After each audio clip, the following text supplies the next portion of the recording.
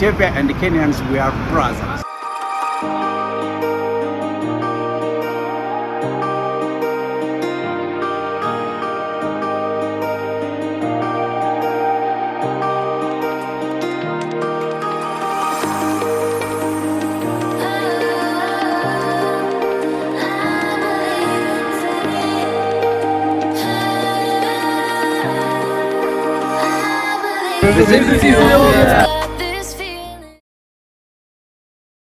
Welcome back to my channel. I'm Live Kenya, and today we are starting a new series. We just concluded the Southern Africa series season 2, and we are beginning yet another one. I'm excited about this. Ethiopia, yes, the land of the origins. You all know that Ethiopia is the only African country that was not colonized. We've done a lot of research and we're excited about this trip. So with me is Hadia. Hello. And Patrick behind the camera. We are so excited about Ethiopia. Other than being the only country that was not colonized, Ethiopia is also one of the countries that is in East Africa that the Rift Valley passes through.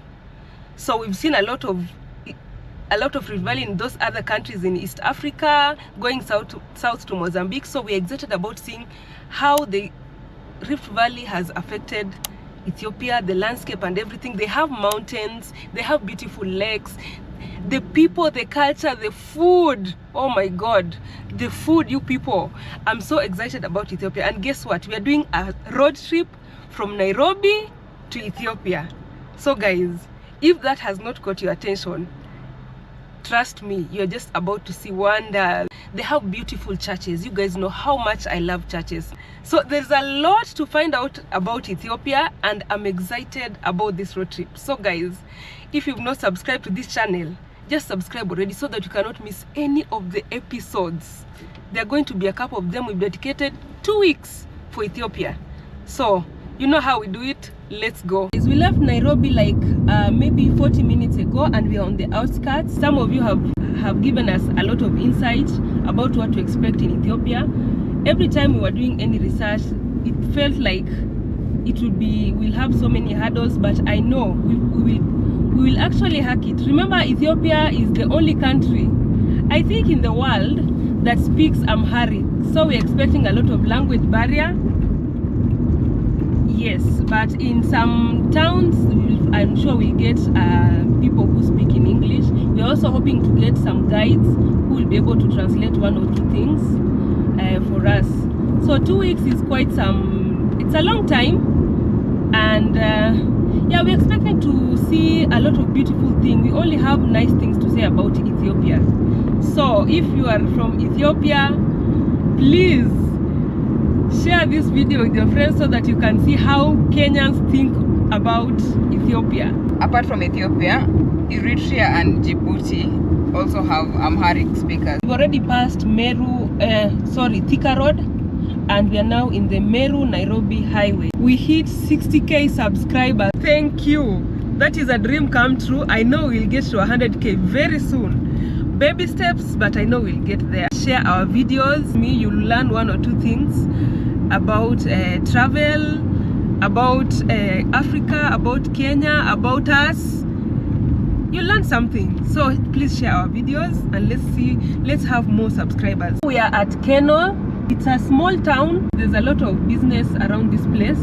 So along this road, I'm sure we'll see so many, until when we get to Isiolo. We will have so many centers, maybe after every 10 kilometers, business centers, towns and all that. That is how it is in Kenya. In East Africa, it's usually like that. So I used to think that it's like like in every 10 kilometers, there's a town or a center in all countries, until when I went to the southern part of Africa. There you can drive for even 100 kilometers without seeing one building. We've used this road before. We did an entire series and it was called Mount Kenya. It's called Marsabit Mount Kenya Circuit. It was a road trip, and you can just go to the playlist and you'll be able to see that particular entire series. It was a very interesting series. It has maybe like 5 episodes or something. Very interesting. So if you see the road familiar, just know it's from trip, and we're just using the same route because I think it's the only route that will take us north.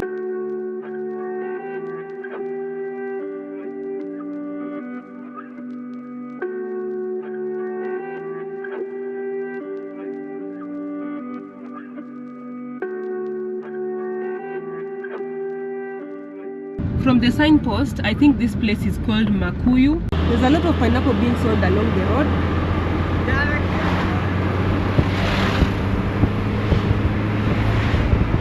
They have a big farm where they usually produce pineapples for local consumption and also for export. On my way back from Ethiopia, I think I'll pass by and buy a couple of them. They are really, really good. If you go to the supermarkets, even if you are in UK or US, I'm sure you'll see a packet of Del Monte pineapple. Just try it, it's the best.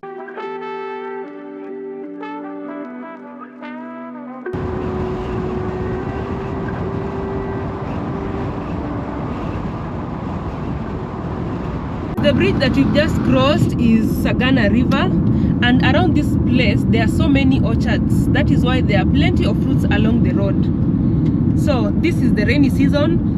I don't know how Marsabit and Samburu and the northern side of Kenya will be, because it's usually very dry, but whenever it rains, everything just becomes green. So I'm excited to see that side of Kenya.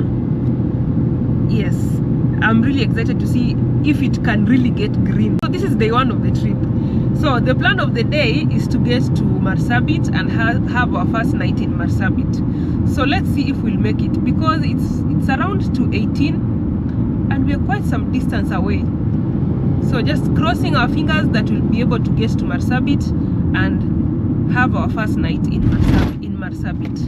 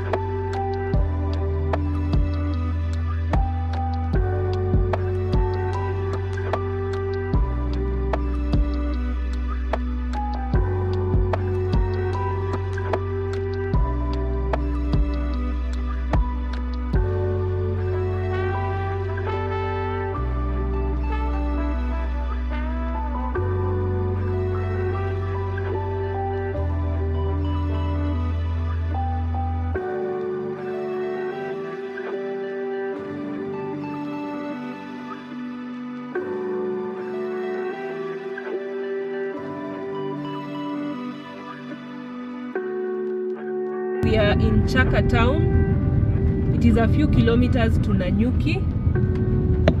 Yes, Nanyuki is where there is it's very close to the equator.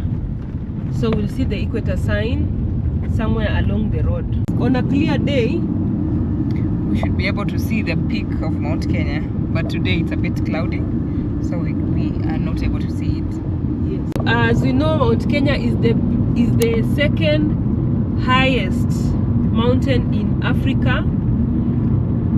Yeah, I think that's it, right? Yeah, it's the second highest.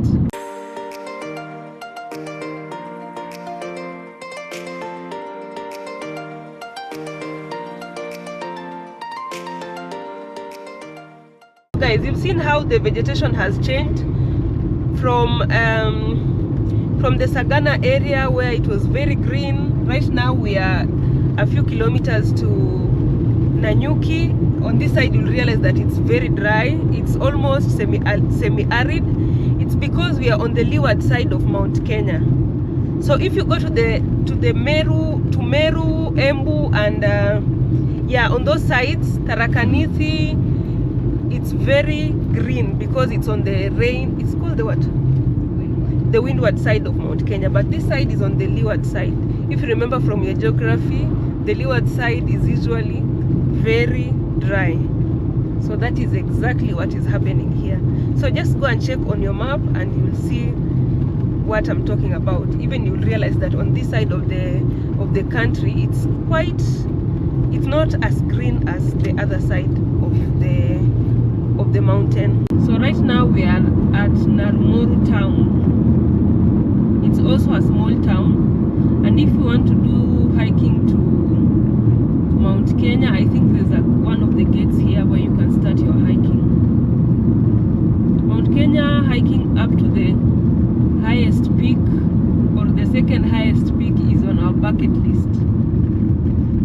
So it's just a matter of time. We'll do some we'll practice some hiking first of all, here and there, before we hike Mount Kenya. I love Nanyuki. So guys, we are officially in Nanyuki. We are just somewhere close to the town itself, but we are in Nanyuki. So when you come to Nanyuki, there's a lot of things to do. There are so many hidden gems, wildlife conservancies. There is Old Pajeta, there is Old Jogi. Lewa Conservancy is also somewhere very near to this place. Something else that makes Nanyuki unique is the fact that the equator passes through the town. So you'll see the equator sign somewhere, and you remember equator is the latitude that divides the world into half. It literally passes across the entire stretch of the earth, and most of the countries that are in equator they have like some sort of tropical weather. Kenya is one of those. In fact, it almost divides Kenya into half. Just go and look in the map, you'll just see it divides Kenya into half. Here is the equator sign. We are crossing the equator. So guys, that's the equator, and it's free of charge. It's just along the road. Nobody will charge you for anything. You just go there, take a photo, and just do a challenge of how many towns that have crossed the equator that you've been to. Try that. I think I've gone to most of those that have crossed along East Africa, that is in Uganda and in Kenya. I'm hoping one day I'll go all the way to the Southern America equator crossing like points. Bucket list is full, and we keep just checking things off the bucket list as we add some more. So that is just the life of a traveler. We are in Nanyuki at this mall called the Cedar Mall. We are here for a bathroom break before we proceed with our journey.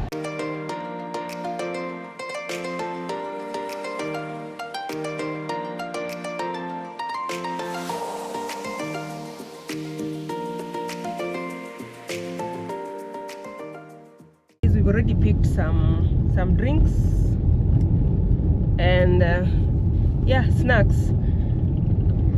Yeah, and welcome to Meru County, the land of prosperity. We've just left Nanyuki, and right outside it is just a few meters from Nakuru. Oh, sorry, just a few meters from Nanyuki town. We are now in Meru County.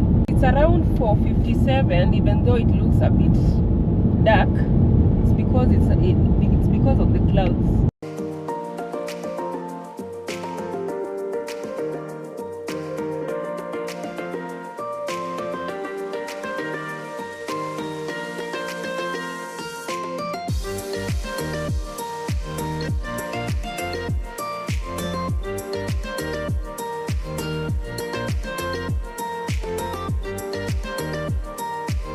We are in Timau, and in Timau we can be able to see the peak of Mount Kenya. It's not very clear, it's a bit foggy, but at least we can see something.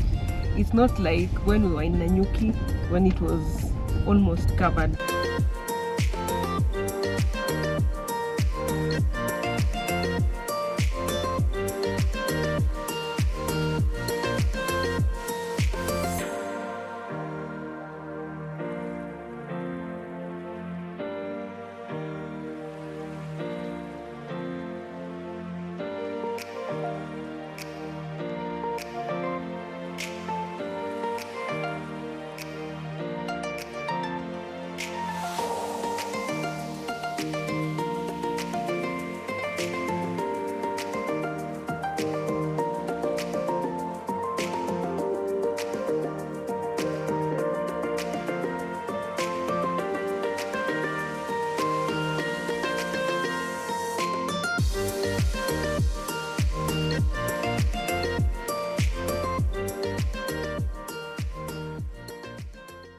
we are somewhere by the road, and just see what there's a big plantation of some yellow flowers. I don't know what this is, but it's beautiful. Look at this. Look at this.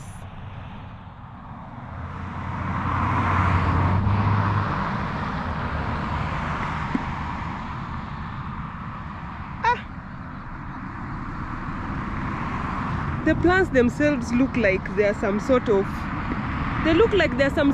kales. Look at that.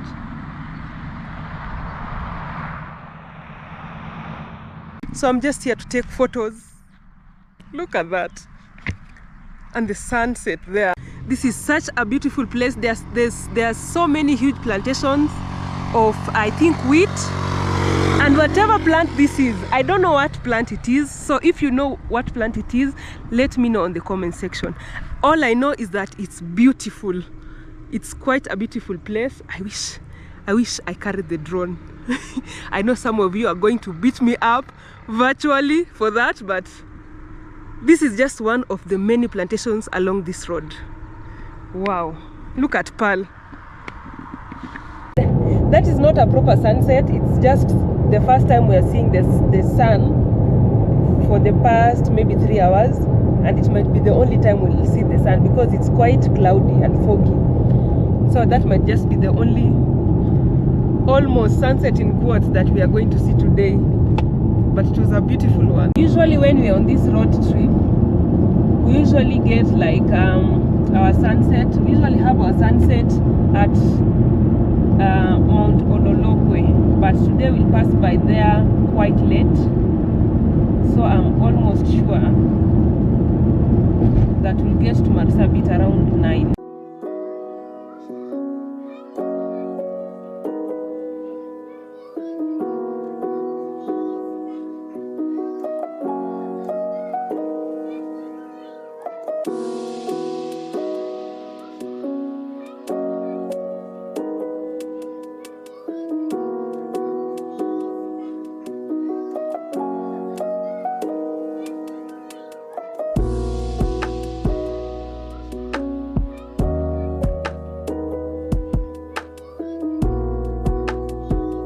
Finally in Marsabit, we got here quite late, around 10, and we had already booked this room.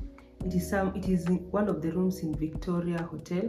Victoria Hotel is just right adjacent to the main road. So this is the room tour. There's a table here when you want to take a drink or maybe read something. And then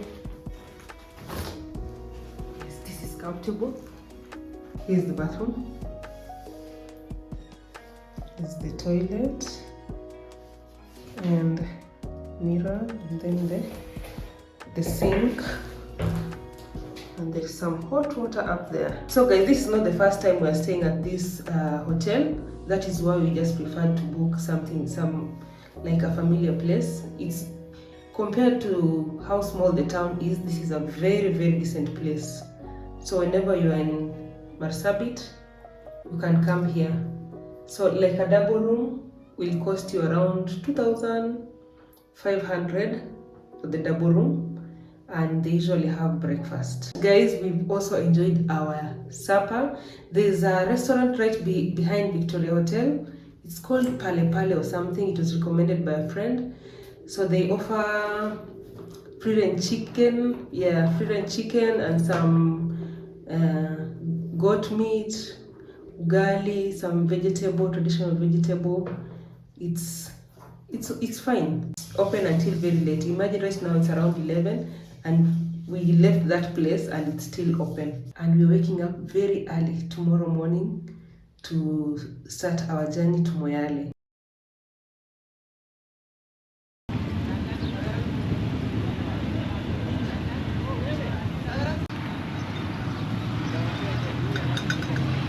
Welcome again to day 2 of our road trip from Nairobi to Ethiopia.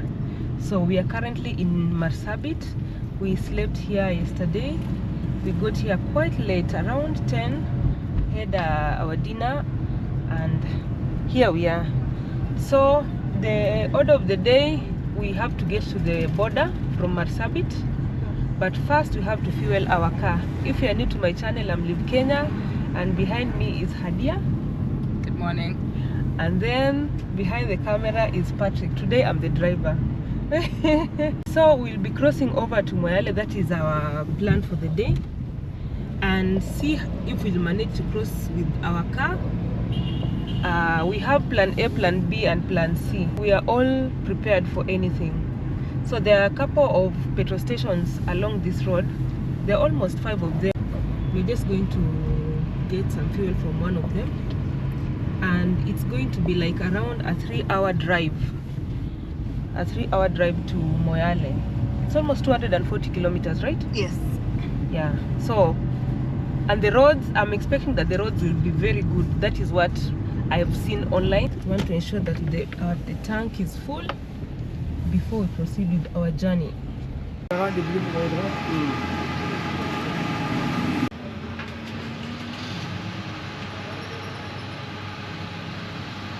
tank is full and we are ready to go. So we are passing through Marsabit town. It is a small town. In fact, in the northern Kenya, I think it is one of the few towns that is like entirely green. There are times of the year when you pass by here, it's very foggy, like with very poor visibility of the road and all that. Yeah, it's because there is Mount Marsabit around here. There is also the Marsabit National Reserve. Is it a reserve? Park. Yes, National Park. It's also somewhere around here, and it has so many crater lakes. I think there was a lot of volcanic activity in this area, and that is a gem for tourism. I think it's a gem. I just wish that they could take advantage of it. If you come to the Marsabit National Park, there are a couple of crater lakes. There is the elephant pool, there is Lake Paradise, and many other crater lakes and calderas. We've been here before. Just go and check out our video on our road trip to Marsabit to Mount Kenya road trip circuit.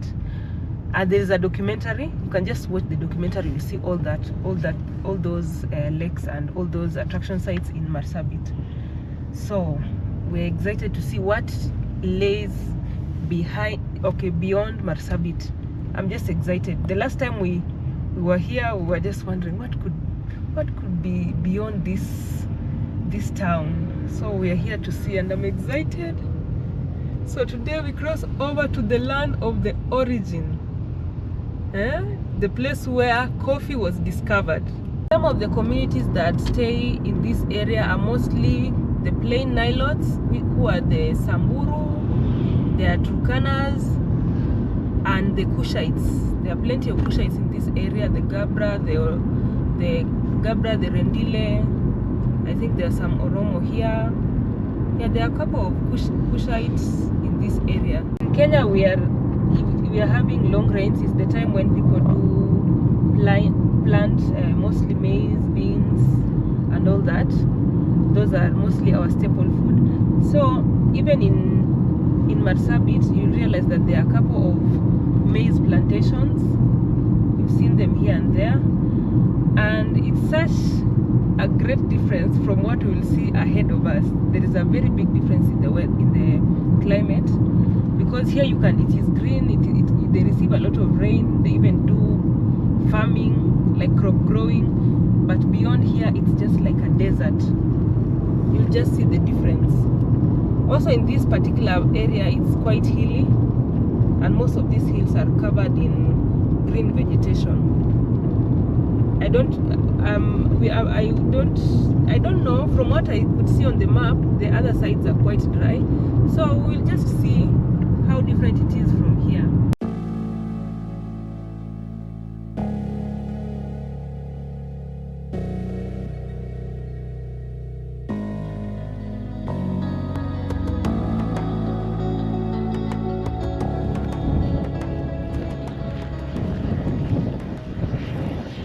So guys, along the main highway is the Marsabit crater. We've shown you this place before, and every time we pass by here, we'll always come here to just see this beautiful crater.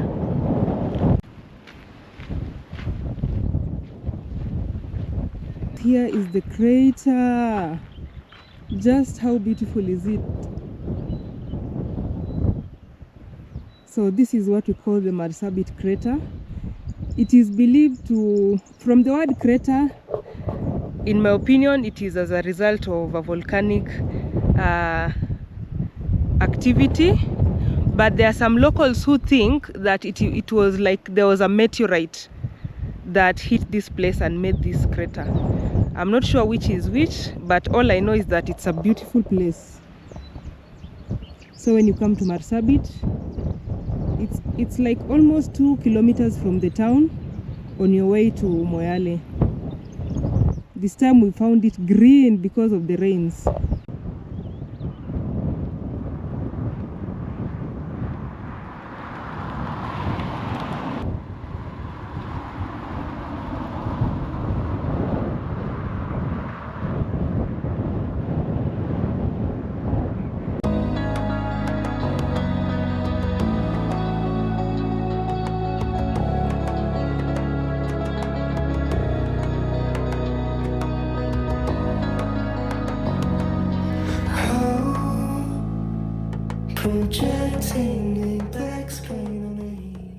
Just a few kilometers from Marsabit town, you've just seen how the landscape and the vegetation has changed. Now we are in, this is supposed to be an arid area. It just happened to have rained the other day, so it's a bit green for now. But if you come like in a normal day when it's not raining, this place is usually brown with a few acacia trees like this one, just a few shrubs and acacia trees. And the people in northern Kenya are mostly pastoralists, so they rear plenty of livestock, mostly sheep, cattle, and camels. They love their camels. They also have donkeys. And the camels that I've seen in the northern Kenya are usually bigger than the ones in this side of northern Kenya, are bigger than the ones I've seen in Turkana. So they are bigger and they are much more, they are fat. It looks like they are being fed well around this place. When you're driving in the northern Kenya, just be careful, ensure you don't hit any livestock. These people value their livestock, it's their wealth, it's their way of life. You will get into so much trouble if by any chance you hit the livestock. So just be careful on the road, and if you can, try to take some camel milk or camel meat, which is one of the delicacies that people in the north love. And I've ever taken camel meat back when I used to stay in Turkana, when I was a very young girl.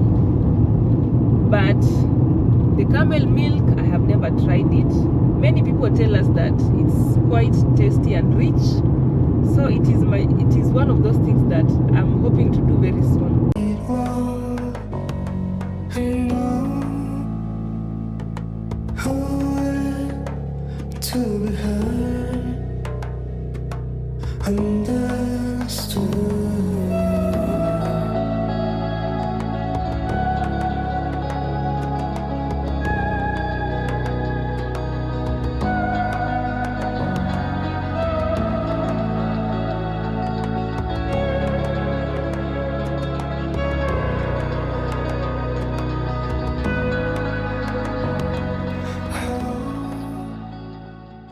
We are at Bubisa. It is one of the villages along the road, and I love their houses, their traditional houses. Look at those. They are made of grass straws, and there's some fabric covered in it. So this is a village. It is on both sides of the road. The other village is somewhere hidden behind those trees. I don't know which community lives here, but I'm just impressed with their traditional houses. There's some strong crosswinds here, so when you drive, be careful and just remember that your car may consume more fuel than you think because of the crosswinds. A while back, we got a hitchhiker who was an army officer, so we could not record much because they don't like being seen on camera. So there is the village again. and you'll realize that the goats here are white. I think the white helps them to reflect light, right? I hope so. Yeah. One side of the road there's a mosque, on this other side there's a Catholic church.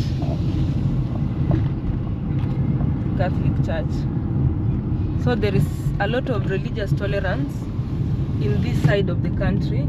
I'm talking about northern Kenya, not northeastern. We are in the northern Kenya, so there's a lot of religious tolerance here. Even I'm told, even in one house you can find that there is half the children are Christians, the other half are Muslims. That is very interesting. Very interesting. I can see a police stop. I'm going to ask them which communities live here. We'll find out soon. So from here to Turbi, there are Gabra community. And then from Turbi, 70 kilometers hiyo ni Borana.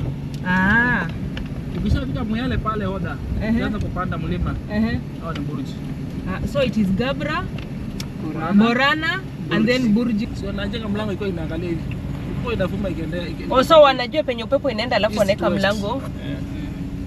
Upepo ni east to northwest. So is that like a Gabra tradition or all these people? Tradition yao. Ni Gabra ni hapa hivi ama ni hao watu wote? Tradition.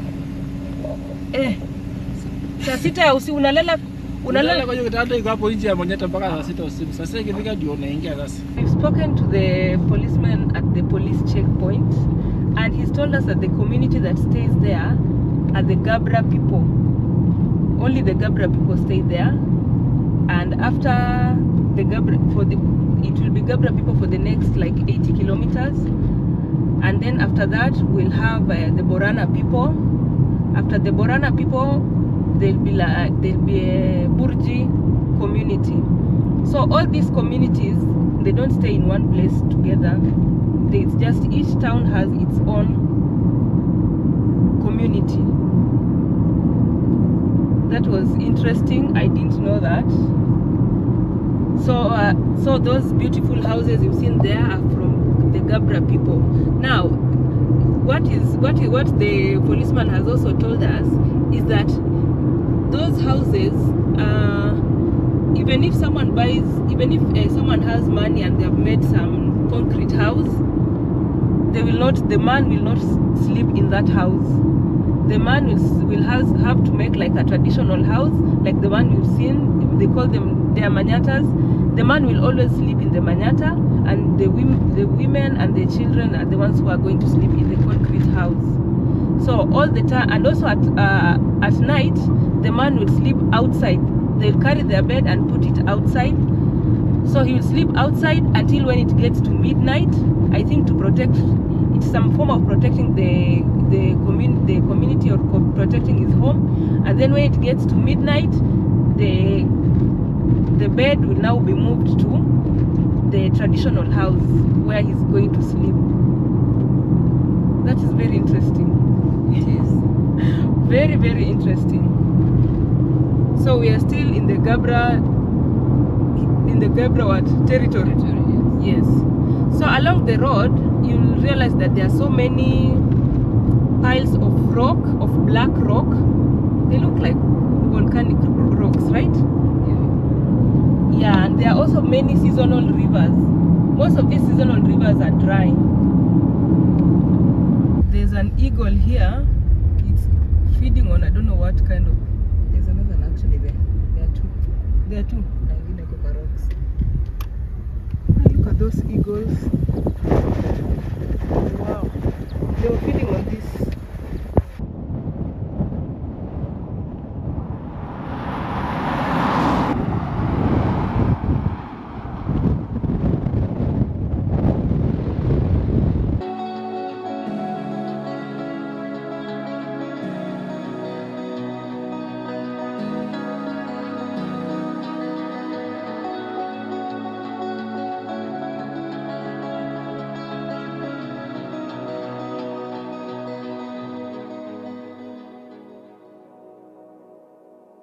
The landscape has changed again. Here there are no shrubs or trees. It's just flat with some short grass. It's a plateau or a plateau.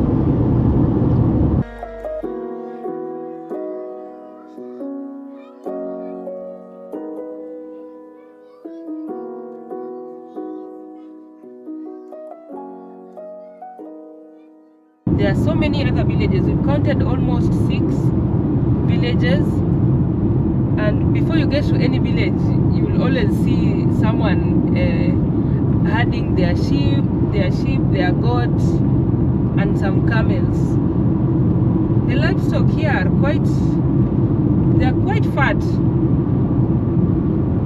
They are very healthy. So you'll notice that the houses here are quite different. There are some tin houses, and then there are some traditional houses.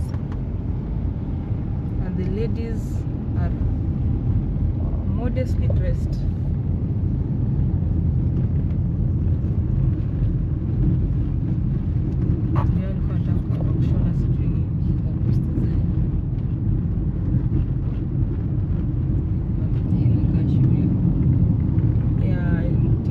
And then there's a school here. The school here.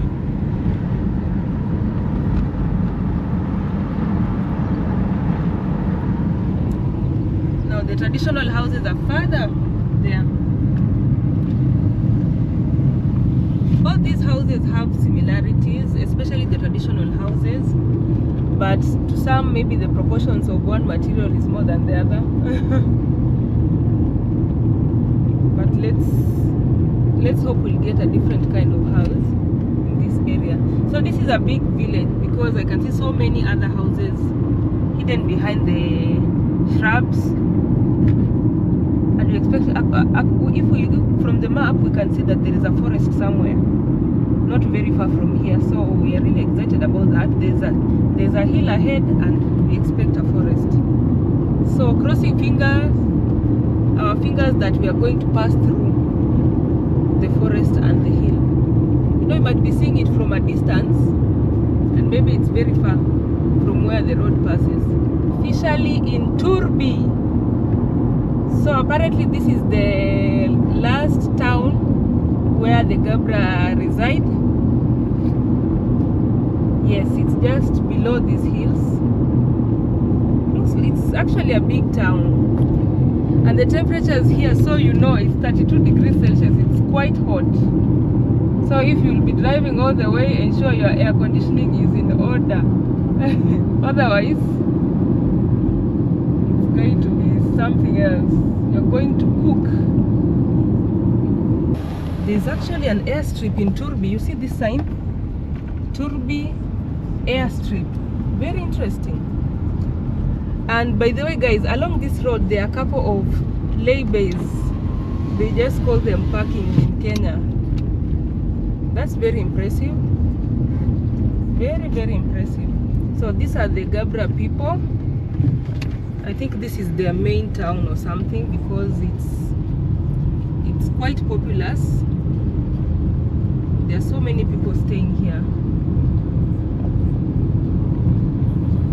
So the housing structures are quite different. These are more of mud houses and tin houses as opposed to the manyatas we saw with the Gabra. Now this is Borana territory.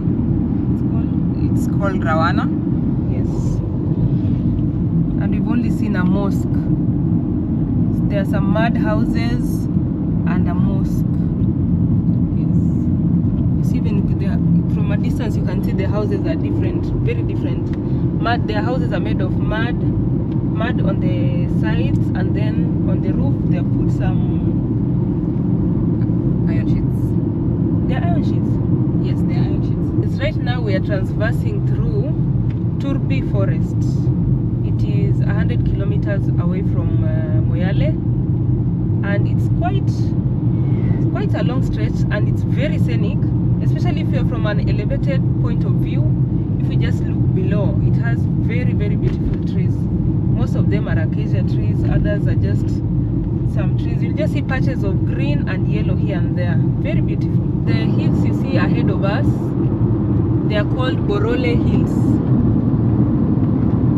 There are so many of them, they stretch for quite some distance. When you look at the Kenyan map, and from what you learned in school about Moyale and the towns closer to it, what comes to your mind? Most people think that it's very dry, but from what we've seen today, it's not necessarily dry. Like, is not entirely dry. There are so many places which are green with beautiful hills. I mean, look at this. We are in Sololo and they are farmers. They have planted some maize. This place is very green. There is even a forest. It's just amazing.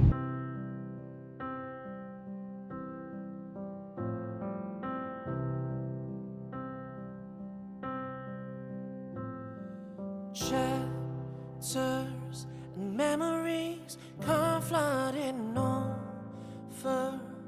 Where the sun sets, it gets louder.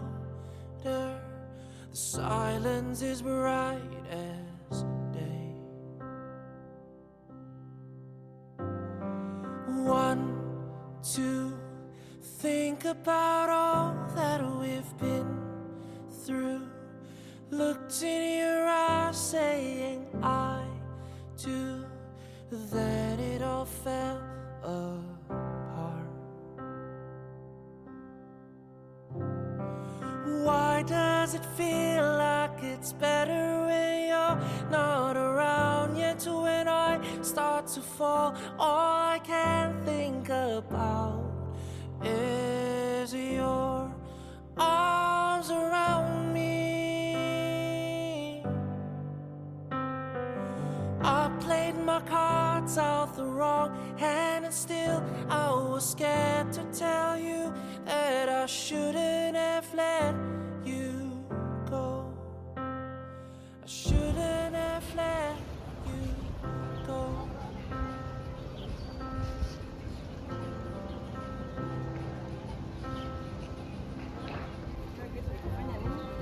Words said never saw right at the moment. It all ends in fights we forgot.